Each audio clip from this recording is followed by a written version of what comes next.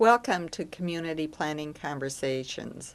One of the hottest topics in our two communities this past year has to do with mass transit and the annexation of communities to extend the mass transit. So it seemed very appropriate to invite Bill Volk, who is the general manager of the Champaign-Urbana Mass Transit, to join me in a conversation today so we can talk about these issues and to talk about first the broader concepts of how you think about moving people around a community. Bill, thank you so much for coming over and talking about these issues. Before we get deep into the conversation, I'd like to ask you some questions about yourself. How in the world did you get interested in mass transit, and what is your background, and why did you move to Champaign-Urbana?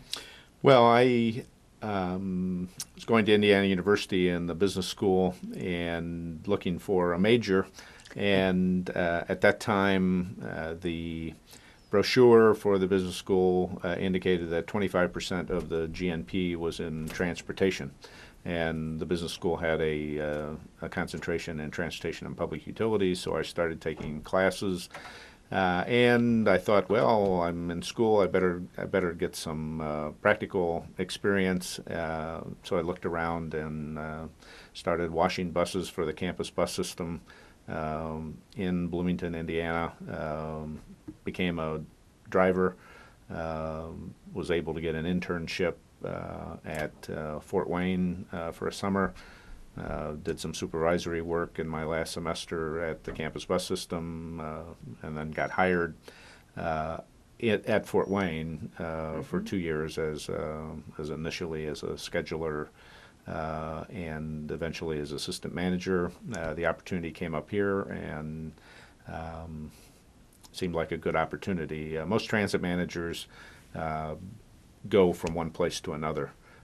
It's similar to city management, where tenures are very short. The last study that I'm aware of was done in the transit industry in 1980, and that had the average transit career, or the average tenure of a general manager, was 3.9 years. I think that's extended a little bit now, but it's certainly probably no more than 5 years. So 32 years. At this point, I have the longest tenure of any current general manager in the country, but that and $4 will get you a cup of coffee at a high-priced coffee purveyor. And you're the second manager? No, I'm actually the third. Okay. The system started in August of 1971, and the original manager was Tom Evans, who incidentally, was in Bloomington, Indiana for a period of time, and also Fort Wayne. And he stayed for a period of time, and then another gentleman by the name of Jim Mansbridge worked for the system for about a year. So I came in January of '74, so from August of '71 through December of '73, there were two managers, and I've been there Ever since, for better or for worse. Now, I know our viewers can go on the website of the mass transit and read a bit of the history, but why don't you just very briefly tell the history of how the mass transit district started? Well, public transportation during the 60s and 70s, and even in some places going back to the late 40s, as far as Chicago is concerned, we're switching from public to private, from private to public, and this happened in about 1965. The Champaign-Urbana City Lines, which was a private company, announced that they actually were operating up until that time, and then another company took over, I believe, in '65. But they started to get subsidies from the cities at that point, indicating that they were going to go out of business. Cities for a number of years subsidized the private carrier. And at one point, the private carrier said, we're done, and an effort was made largely led by the Chamber of Commerce to establish a mass transit district. There were two referendums in 1970, one to create the district and a second one to establish a 5 cent per $100 assessed valuation tax. And then the district began operations in August of 1971. Just as I moved here. Well, Just as I moved here. and so I know that you've been in the community Yeah, a long 35, time, yeah. years. Right, so, right, a long so, time. for us, it is, although we're not celebrating at this point, at least externally, it just passed, the beginning of August was our 35th, beginning of our 36th year. And fares were 25 cents. I believe so, and the system Yes. at that time was somewhat of a unique system. I think actually stolen from Springfield, whereby we have the green line and we have the orange line and the lavender line, that sort of thing. But the buses that operated on those lines were also color coded. That's right. And so there were green That's right. buses and blue buses and orange buses and yellow buses. It was a night year. It was very good for the public. They knew certainly what bus was coming from far away, but the downside was from the maintenance department and the ability to move one bus to another line.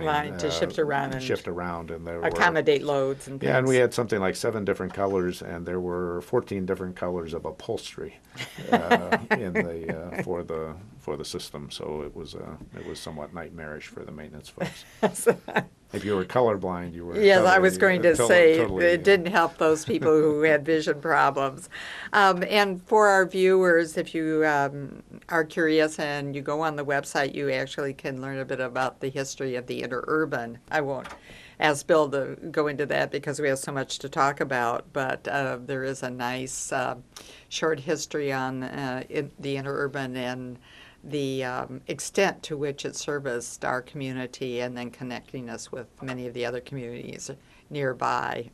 I want to really start our conversation not with all the nitty-grit that has been occurring in our community. We'll get to that, but I'd like to start on a broader framework about transportation. You've brought some very interesting books to share with our viewers, and let me lead off with this. And as a professional in transportation planning, what are the key variables that you think about as you are starting to plan out transportation for a community?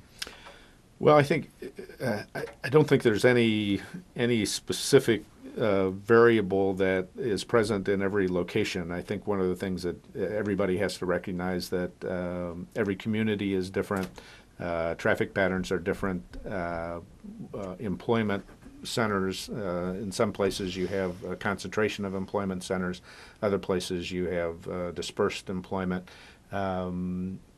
So you're basically trying, mobility is the goal. You're trying to provide as much mobility as you can for as much as you can afford, and demographics will also come into play. How many seniors you have, how many disabled, how many students. That's certainly the road system. What kind of access do you have to various locations within the community? And all those have to be taken. You can't take what's been successful in one community and suddenly say, well, they've been successful with that in community A, so let's go community B, and that'll work there. That's the biggest way to get into trouble. One of the earlier managers here in Champaign-Urbana, Jim Mansbridge, brought with him, his previous job was for a long time for the Toronto Transit Commission. The famous transit system up there. Well, it's a wonderful system, and it's got its problems, but it's very very efficient and very well used. We're all here in North America, but we have a different way of approaching things. We do, and I always kid my transportation planning friends that system was laid out long before transportation modeling even existed, and it's terribly successful. But he came here, and prior to his arrival, the system was a radial system centering on the university. However, with only maybe 2 of 6 lines going to the university, but it was radial in nature in going to the downtowns and the 2 downtowns and the university, but not all serving all of them. He came from a grid network. And Toronto has a very pronounced, even though they're right on the lake, the rest of the city is on a very pronounced grid. And a grid system, however, requires, in order to be successful, it forces transfers, and it requires high frequencies, so that you don't have to wait very long in the transfer situation. But he brought that system almost lock, stock, and barrel, even down to the, including the grid network, but also the color of the buses. He changed the color of the buses from the color-coded to a red and cream color similar to Toronto, and down to the drivers' uniforms. So he knew what he knew and tried to bring it here, and it was a total failure. Ridership, when I started in '74, was something like 600,000 rides, and they had lost lots of rides. And if you think we're controversial, they were controversial just because of a lot of complaining, extreme amount of complaining, and people transferring in the middle of winter at Prospect and Green, for instance, where there was no shelter, and also apparently in Toronto they didn't print schedules because the frequencies were so high that it wasn't a problem. It wasn't a problem. And one of the mantras was, a bus without a schedule is never late. And that's true. But if you don't have a schedule, you have no idea of when something is going to occur. So someone might take, in order to get to downtown Champaign, let's say from Madison, Kirby, you might take a bus that went straight up Madison Avenue up to University and Kirby, University and Madison, and then transfer, but you didn't know.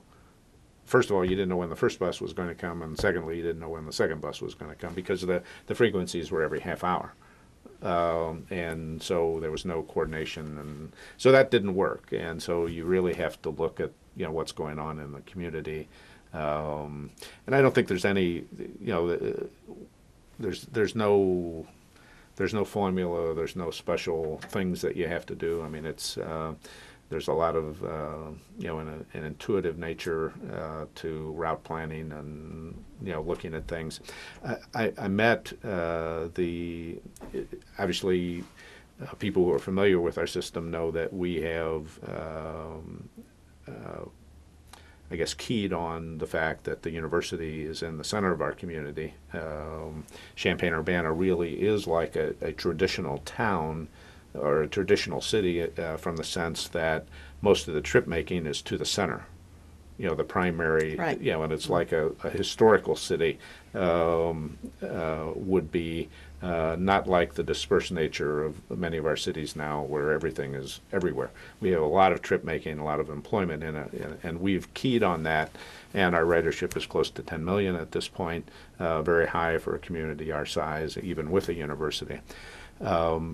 But we have keyed on that. And at one point, I did have a conversation with the first manager, Tom Evans, and I asked him, well, what's the I'm confused by your route structure, that you came in with. You had 6 routes. Only 2 of them went to the university. Did you not have enough money, to extend the routes far enough to get downtown, or was it because the Chamber of Commerce had so much to do with the formation? You felt like you needed to serve the downtowns and that business community. And he said, well, Bill, you flatter me. I just didn't think that there was any market at the university. So it's obviously very key to look at all of those situations, how the community is laid out, where the employment is, what the demographics are. In some other community, we have very few. From a comparative on a comparative basis, we have very few seniors. Very few senior citizens, given the rest of the population, and whereas other communities may have a high concentration of elderly, and so the system design in that sort of community would be different than ours. We went early towards fixed route accessibility to the disabled. Our buses were first accessible to the disabled fully in 1984, and far sooner than many other communities, and far sooner than required under the ADA. The Americans with Disabilities Act. Okay. That was, I think, passed in the early 90s. Finally, George Bush the first, when that was approved. But we went, we did that accessibility. It might not have worked in many other communities as early because the layout of the community was different, the facilities were different, but this community has always, as a result of the Rehabilitation Education Center and Tim Nugent's leadership over there, was always very accessible to the disabled. So having the bus system accessible was just an extension. If there were very few curb cuts, or if people couldn't get to the bus, there would have been very little need for us to, to make that effort. But since we were so accessible, since we had a lot of disabled in the community who went to school, stay in the community, and they were all very mobile, and Tim had a philosophy of inclusion and self-sufficiency. They didn't want handouts, or they wanted to take care of themselves, and they wanted access just like everybody else, and that's what we did. Just for our viewers, Bill is talking about the Rehabilitation Center that is located on the University of Illinois campus, very near the Abbott power plant, and Tim Nugent was.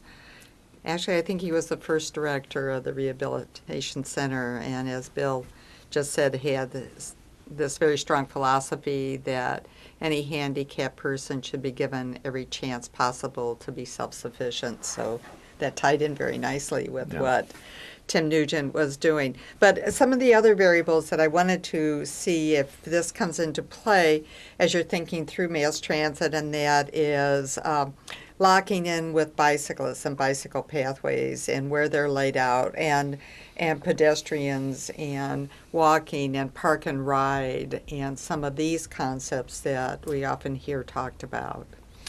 Well, those are certainly variables, and they are more, they're things that we're certainly becoming more involved in, particularly in our strategic plan that our board put together in 2000, advocating for more walking and bicycling. I think in the typical community, I don't think that there is a lot of emphasis on biking and walking. And are you talking about here? No, I'm not talking about here. I think it's you just talking about generally in the typical community. I think if you look at the Rockfords, Decatur's, the Springfields, the Peorias of the world, you don't see a great emphasis on walking or integration on walking and bicycling. If you get off of State Street on I-39 in Rockford, and State Street is one of the main exits for Rockford, and you go west, you're going into big box territory, suburban commercial development, and you'll see this these little cow paths along the sides of the road. Oh, where people have made pathways. Where people have made pathways by walking. And we're a little better in this community, although we have to always be vigilant and try to talk to the city planning people and the commercial developers about sidewalks. North Prospect, for instance, has sidewalks on it, on both sides. And most of the commercial areas have that requirement unless the developer requests and receives a waiver from the planning commissions and the councils. But there's no, from Prospect, there is no, someone gets off of our bus on Prospect, there's no way, well, there are no sidewalks from Prospect into the development. Mm-hmm. And we forget about, and a lot of times the planners forget about, that you have a sidewalk along a major thoroughfare, but to get to the storefront, mm-hmm. you then have to start walking in either the street or the driveways or the grass. A classic example is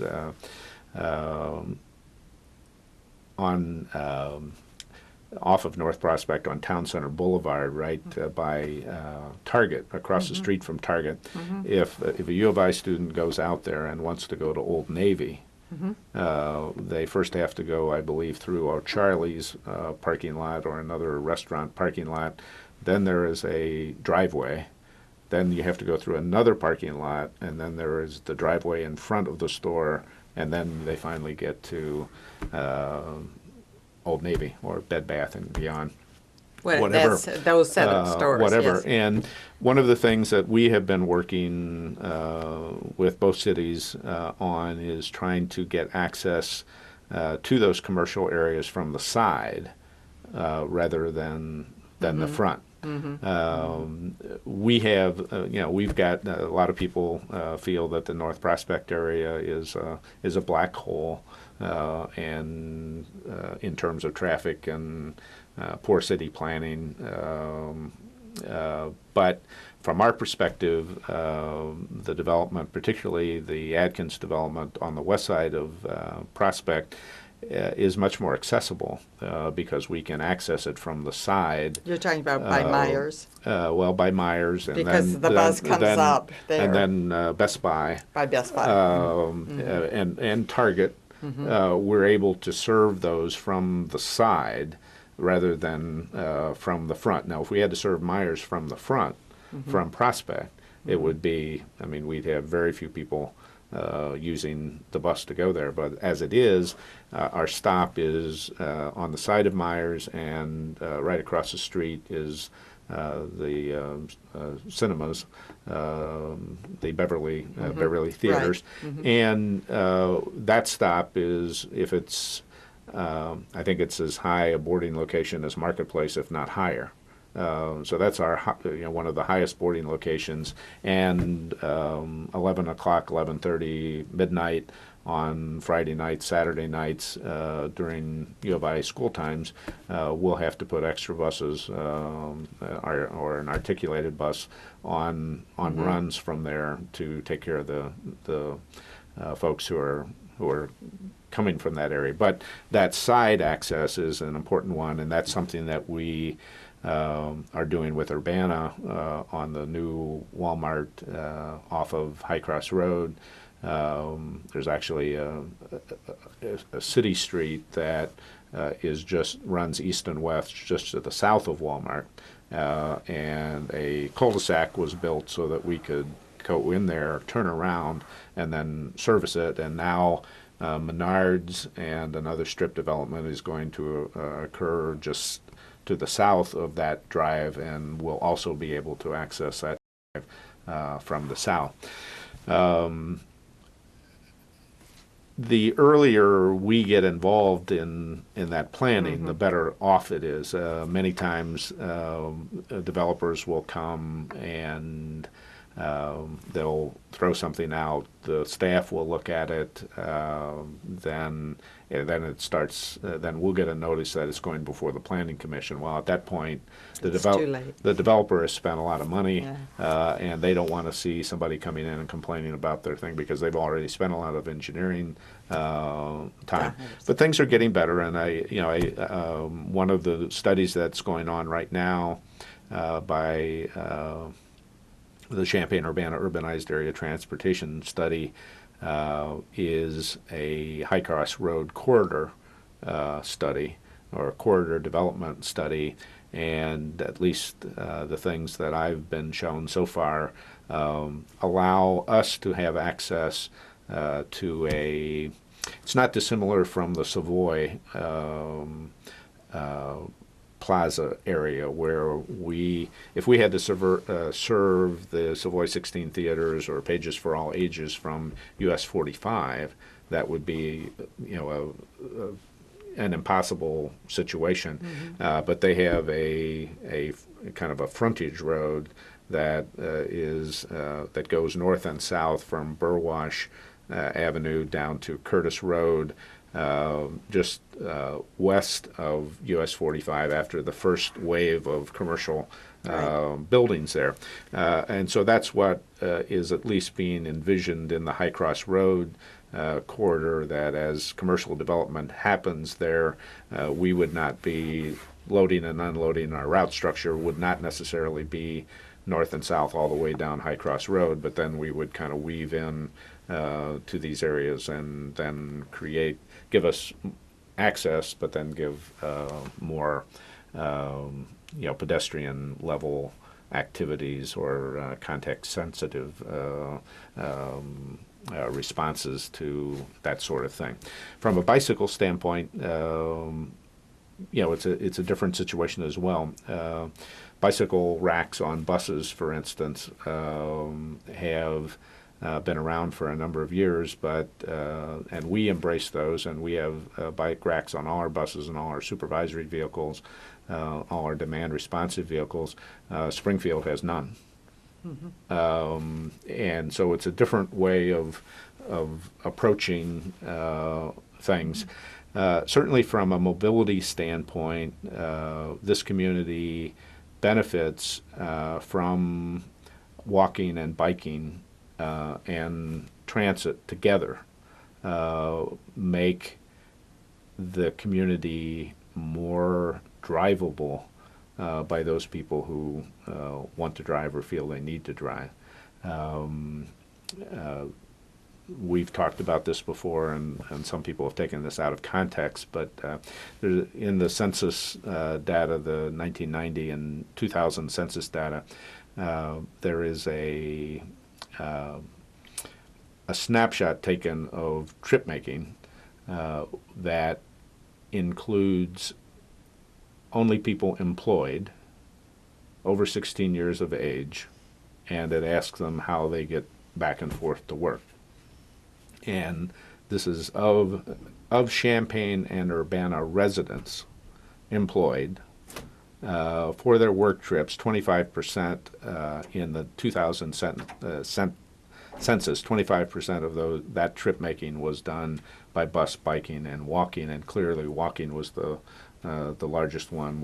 Transit was second, and bicycling was third. But that's down from 28% in the 1990 census. So clearly, we're losing those alternate trips, and that if that trend continues. And it most certainly will if we continue just to grow the way that we have been growing, and we don't get more infill development. There will be fewer opportunities for people to bike and walk and take transit as the community sprawls. And if you the areas west of I-57, for instance, there are very few opportunities. There's not much employment west of I-57, so at this point there's very few opportunities for anybody to walk Bicycling across the bridges over I-57 is somewhat of a masochistic. Somebody almost has to have It's not safe right now. a death wish Yeah. in order to do that. And the more, whenever we do things to extreme, you always get into trouble. The more moderation you have, the more in the middle you have. So, when you have if we had a community that 95 or 98% of the trips were being made by single occupant autos, you're going to have much more traffic and much more delay. As it is, this community, because of its density, because of the ability of a lot of people to be able to walk and bike and take the bus, we don't have the congestion and the delays that a lot of other communities have, and a lot of small communities. A classic example is Bloomington, Indiana. They have gridlock at times on that campus and in that community because of the road system is just not robust enough to handle it, and you've got a lot of people running through the center of the community, and you got two roads, and they've thrown buses and cars and trucks and everything on the same piece of property, and you have huge delays, and that's a community that's smaller, much smaller than Champaign-Urbana. I want to go back to integrating better approach design for the buses that you were talking about before you got to the bicycles. And I recently read about a new design that Walmart agreed to because the community put Walmart's feet to the fire, metaphorically speaking. And the agreed upon design is one large curved space so the bus can pull totally into the shopping area and right in front of the stores and then pull out. So how close are we to getting something really that super convenient in our communities? Well, It's a Walmart village, so it has other stores besides Walmart. Well, I don't know. It would depend on the situation, and obviously, when we're doing that, we're going onto private property, and getting in and getting out is a whole issue, and so it really is it's a situation that would have to be a special one. I mean, you can't do that in every situation. Once again, it's possible. If you redevelop, let's say if you took Country Fair, where that's at, right, and it's open for redevelopment. Well, let's say you just totally flattened it, and you start over in Country Fair, and right down the center of it, you put a street of some sort, and you'd have a Walmart or a Target or whatever right by, and that sort of thing in a planned development. We tend to try to stay away from pulling into every private business just because it becomes problematic. We had something like that similar at Target when Target was out on the west side of town. I mean, we actually served the front door at Target, but it was convenient for us to do it because we had access off of Madison, and we could go to Country Fair Lane and could go right through the development. But let's say the Kmart at Bloomington Road, or the old Kmart at Bloomington Road, which is now a Home Depot. Right. How do we go in that? How do we get out of that? And if we go in and out of every development like that, then we're just slowing down the system a great degree as well. And there has to be a trade-off between accessibility for pedestrians, which everybody who gets on our bus and everybody gets off our bus are pedestrians, and we have to take that into consideration. But we can't pull into every location. It would just take us forever. People complain at this point that Too slow as it We're is. too slow as it is, and pulling in. I mean, it's like Marketplace. I mean, we stop at one place at Marketplace, and we get in and And you we used get to out. stop at more than one. Well, we've pretty much always stopped at one location. It's shifted as time has gone on from one location to another. But we stop at Marketplace? Do we go in front of Kohl's? What about Borders? I mean, so you end up. I suppose, and it may be something that might happen in the future. If we created a transit center, up in somewhere up there in the north part of town, and then operated a number of smaller vehicles that would access different areas up there, we might be able to get a little closer to some of these areas. But you give up something in that as well. You force transfers. You force everybody to transfer.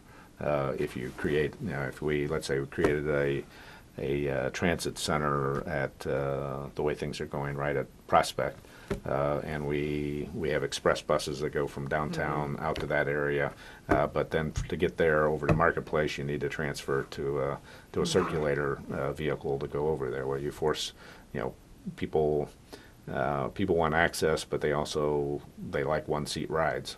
They don't like the concept of transferring. Right. So, it's a judgment call. Is how you do that. The North Prospect area is growing, and now it's growing with housing. Right. Which Try to make it more complex. Which creates a great deal more complexity in the whole issue. When it was just commercial, you knew. And it also creates complexity for us, but it's also going to create more traffic because Yes, it is. Because before, you knew when you entered it, you were entering the black hole. You knew what to expect, but now people have to Go through there. travel through, Right. And so particularly the PM peak. The morning peak's not going to be a problem, but the PM peak. And any discretionary trip making at night and on the weekends, Yes. it's going to be more congested up in that area. And as more people locate up there, it's only going to get worse. And there's a lot of land up there. There's a lot of land up there. And actually, this is a very good conversation for our viewers to help them realize how important design is, because actually the crux of the reason I brought this up is there are a couple of very unfortunate case studies where people egress from a bus to get to their job at a big box or shop and were killed because of Lack of access. lack of access, lack of sidewalks, traffic friction that you couldn't see, especially when it's dark at night and things like that. So Yeah, we've had. this was not an idle conversation. There really are such significant variables that come into play. We've had good success in dealing, let's say, with Marketplace, but there are other locations that where the private we actually go on private land, and we have to have their permission to serve Marketplace, and we serve a stop that's on the east side of Right. Marketplace. Right. And but there are many communities, and I saw one I think it was in Baltimore, where this very thing happened that you mentioned. The private developer Would not allow the bus buses onto on. their property, and so they had to stop out on a busy highway. And but transportation, and you bring up a good point as well. Transportation, many people don't understand, and they don't. It's not their job. Right. It's your job. To think about it. That's why you're talking there's about it. A connection of land use and transportation. I mean, Yeah. it's very and really classic sprawl is a real problem in terms of the transportation aspects of the whole thing. You get into the Chicago region, and it keeps growing and growing and growing and growing, and it grows and grows and grows and grows, primarily because of lack of broad infrastructure facilities. If you had someplace out on Des Plaines Road, if a developer wanted to come in and build four high-rise, 20-story buildings for employment and housing, it wouldn't work because the street system couldn't take it, and there's no good transit. Explain why the street system couldn't take it. Well, the street system is only so wide, and this would create so much more trip making that that amount of trips would not enable the street system to handle it at all. And you may, as a planner, be able to explain it better than I me. wanted to do that for our viewing audience because actually there's two things that this brings to mind, and back to Toronto that you talked about earlier.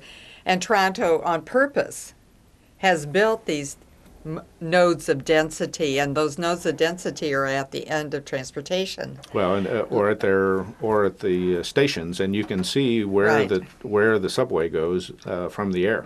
That's right, because you can see where these are. And the other is all somebody has to do is take a piece of graph paper and put where some of these businesses are, and then the homes, and then just start drawing lines. Yeah. And that just gives you, pretty soon, it's just a solid thing of black lines because of how many crossings that happen, and that explains traffic density right there. Well, and the suburbs are low density, and they'll never be high density because that street system can't handle it unless they're able to extend the rail system. Your Chicago needs, they're working on, I think, called a Circle Line. They're also working on a Star Line that would go from suburb to suburb and hook into the Metro lines going out and the CTA lines going out. And that's something that's needed badly in the Chicago region because the lines go out like this, and nothing connects in the arc like this. Right. Yes. Yeah. Right. And Paris, as you know, has and London and other places have the ability to get from one suburban location to another suburban location, whereas Chicago, you have to go downtown or nearly downtown and go out, and that becomes problematic. And there's also the NIMBY stuff out in the suburbs. Explain what NIMBY is. Not in my backyard. Okay. You have a 4-lane road or an 6-lane road, and there have been proposals to widen highways out in the suburbs, but nobody really wants them. They know it's congested, but it's going to take property, or it's going to create more noise, more pollution, more delays. It's really problematic for the Chicago region because it keeps growing at just eating up lots of land. But you can only build to certain densities in order for the street system to be able to handle things. Well, it's not just the street system. One of my guests was Don Kiefer, and we were talking about underground water, and he was talking about water is a whole nother situation. Hydrogeology, but I was also thinking the size of the pipes that have been laid, and the size of the pipes are not large enough to accommodate a density of 3 40-story buildings. Well, water is another issue just from a supply standpoint in the Chicago region. But and we talked about that. Let me go back to connectivity, though. I don't think you realized you were leading me here, and that is to ask you a bit about, as the new streets are being laid out in both communities, or in any community, where does the mass transit district come into play on the connectivity of streets, and in the best of all worlds, what would you like to see happening, and is it happening in our own communities? Well, in the best of all worlds, we'd like to see more of a grid that would enable us to. What we have now is someone will own a piece of property and they'll build a lot of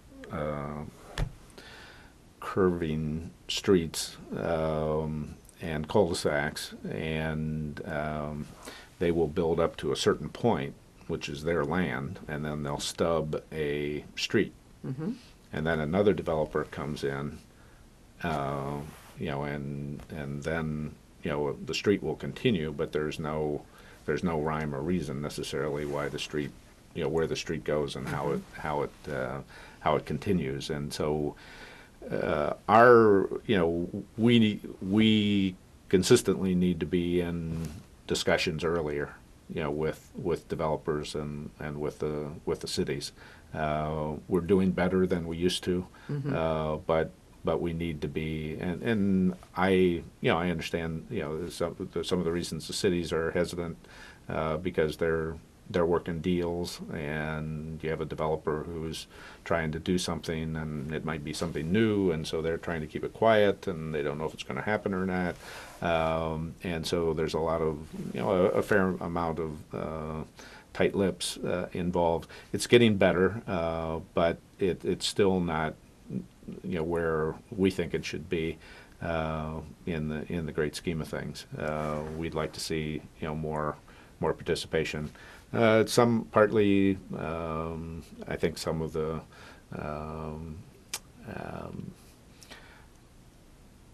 Illinois law, and certainly the great number of it's exacerbated in Champaign-Urbana. We have two cities, two planning commissions, two planning staffs, and then you've got Savoy on top of that, and then you have a separate mass transit district. And then you have a university who looks at its connectivity in different perspectives too. Yes, it does, and that's a whole other planning process in itself. And so we have all these governmental units on top of each other, and there's a great deal of discussion and a great deal of talking that goes on with all those units, but invariably, it's not perfect, and you try and you keep trying and you keep pushing, and as I say, it's much better. And the Walmart situation in Urbana was very good. We had lots of cooperation on that, and they came to us early, asked us how would we serve it, and we told them, and that was part of their package that they presented to Walmart. Walmart in Champaign, the new one on North Prospect, we had the same amount of cooperation in Champaign. How are we going to get there? And so they made special provisions for us to access that from the north, which is different than the old Walmart that was just plopped there. And we had a situation similar to what you described earlier, where we were dropping off people at Market View at the corner. It was a bad. That's a terrible corner still. Pedestrian area. It's very dangerous. They had to cross the street. Then there was no place. There's no pedestrian facility. Then they had to cross a huge parking lot. And now we access it from a road just to the north of Walmart, off of Prospect. We've got a stop that's on the side, and you can tell the difference of what's going on because of all the shopping carts at the bus stop. Yes. Same way over at Myers. Which is different though than the old Walmart. Right. People didn't do that, and particularly when you get into elderly. Want to go to those locations, or there are a lot of middle school and high school kids who aren't walking or who aren't driving, who take the bus and go places, or people who aren't familiar with the U.S., which we have a large foreign population. The foreign students go out there to shop a great deal, and so that becomes problematic. How do I access this? And running across streets is not a good situation. It's a very dangerous situation. And just to remind folks, at the 2004 Planning Institute, I did bring a fellow planner from the city of Boulder, Colorado, because Boulder, right at this particular juncture, is one of the best model cities in the country on all aspects of planning, and this individual came and talked about connectivity of new streets. And if you ever want to look at his presentation, it is up on the outreach and professional education part of the department website. So you can look at his presentation. More about connectivity. Truth in Lending here. Brandon Bowersock, who is a member of the Urbana City Council, and I wrote a guest commentary that was recently published in the News Gazette concerning the movement of Christie Clinic from downtown Champaign to west of the two freeways in West Champaign. And one of the points that Brandon and I were talking about is our concern of people within our community being able to access this health facility. We did mention elderly people being able to get there. So now, for the mass transit, from the perspective of thinking about mass transit and thinking about now making that connection for people to reach this facility, you have a couple of years to think about it, granted, but what are some of the issues that are going to be thought through and negotiated to create that connectivity for people? Probably less time than you think. Oh, okay. I gave you too much time. No. Less time. Yeah, less time to think about what we're going to do than you think, because things have to be thought of earlier. Right. Well, we've had at least at this point, we've had a discussion with the developer and a discussion with the city, and we've brought up those basic points that we can't be across a parking lot from, and we can't necessarily think about what's happening now. We need to think about what might happen in the future. Christie, I believe, has done, and this is secondhand information because I haven't talked to them directly, but Christie has done a survey, and they found out that 2 or 3% of their employees or their patients use the bus currently. Well, I don't know what that translates into, from a number, a real number standpoint, but that is a segment of their population, as well as we don't know what it's going to be in 10 or 20 or 30 years. I'm getting older. Well, I mean, and gasoline is getting more expensive. Gasoline's getting more expensive, and I spent 8 months on crutches. And so we don't know. So we don't know how that's going. We've certainly begun conversations with them, and we don't want to be in a situation where we're way the heck away and people don't have good access. At the same time, when something is built on the edge of the community, it becomes problematic for us. When we have something built in the downtowns or in the campus area, we already have an infrastructure already in place there. And whenever we have to extend the infrastructure out. Infrastructure, you mean running buses? Running buses. Okay. Whenever we have to extend routes out further, two things happen. One, it increases our costs, and there's little revenue out there because we're 95% prepaid. With the University of Illinois program that we have with students, faculty, and staff, with Unit 4, Unit 116 programs, with prepaid pass programs, just with the general public, 95% of our revenue is written to us in checks or prepaid, and only 5% of our revenue comes through the fare box. So when we extend a route out further, we're not gaining a lot of passengers out of that, and about 30% of our expenses are paid for through fares. So we're not getting that anywhere close to that 30%. The second thing that happens is that trip making gets longer. someone like you, and I know we've had conversations before on how long it takes to get from your house out to Marketplace. You remember. And the same thing, and Marketplace is a similar situation. I figured it'd be longer to get out. Well, it certainly would be longer to get out to Christie. Right. But Parkland College is Another one. Another Yeah. example of a development that was done in an era of cheap land and cheap gasoline. And so in Parkland out there, we have Parkland is definitely a traffic generator that needs public transportation to it.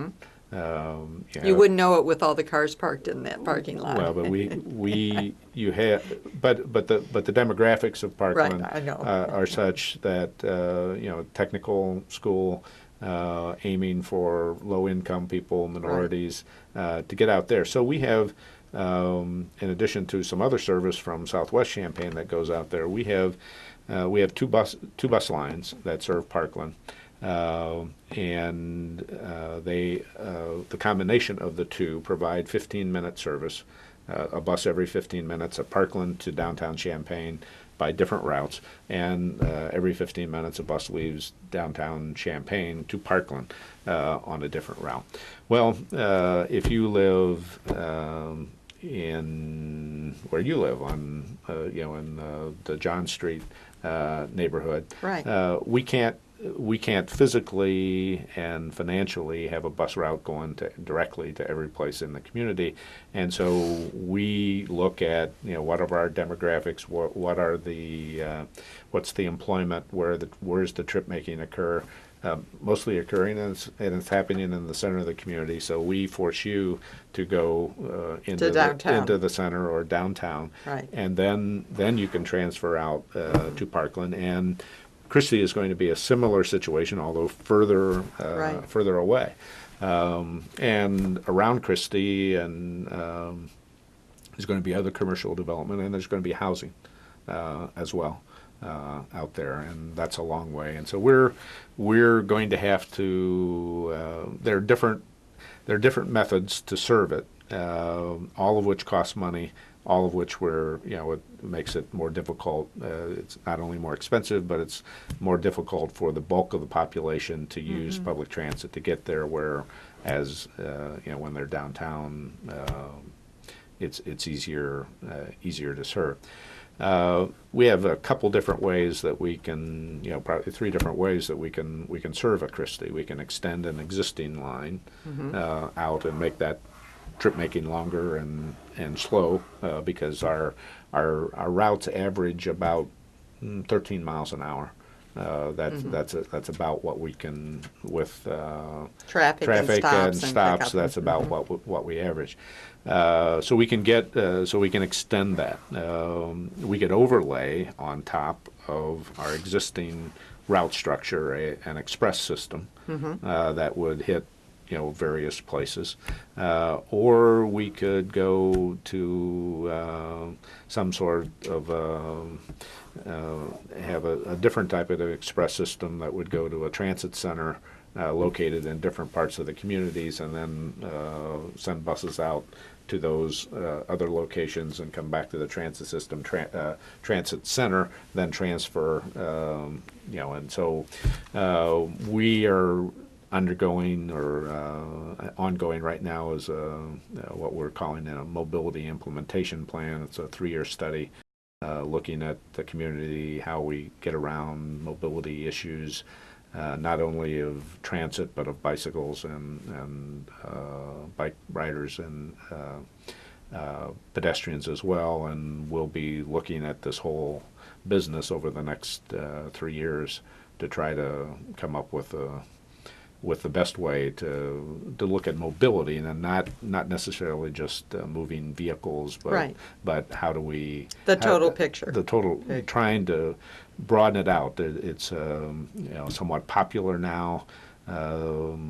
is trying to, for transit agencies to look at a broader thing, not only just, okay, you're a transit system, that's only you think about, but somebody needs to think about the broader Where picture. the schools are located and. Well, I'm not sure that we're going to have a total impact on that and where development occurs, but at least looking, there's really no, and we certainly aren't in the position of being champions for pedestrians and bicyclists at this point, but we are trying to increase and I guess lobby more for pedestrian facilities and bicycle facilities, because that's one way certainly to reduce congestion, and more walking, more biking has a lot of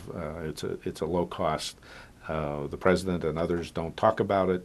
They only talk about increasing capacity and fuel and drilling and doing all this stuff, and conservation or land use. I mean, a change in land use. If we would use much less fuel in the United States had our development patterns been different over the last 50 or 60 years since the advent of the interstate system.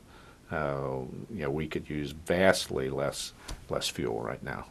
But as it is, we have 8% or something of the population, the world's population, and we consume 25% of the fuel. Yeah, we're pretty something like that. And if you look, I mean, there are books around that has per capita fuel.